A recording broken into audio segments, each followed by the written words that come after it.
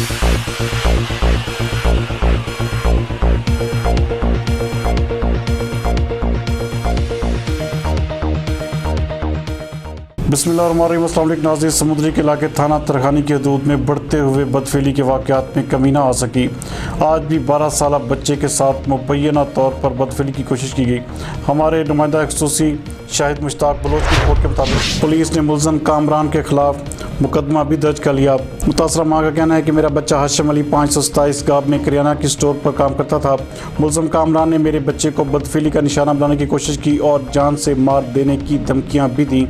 मुलज़म बास होने की वजह से मुझे और मेरे ख़ानदान को उससे जान का भी शदीद खतरा है। ज़राए का कहना है कि मुलज़म कामरान ने 527 गाबे में करियाना स्टोर बना रखा है।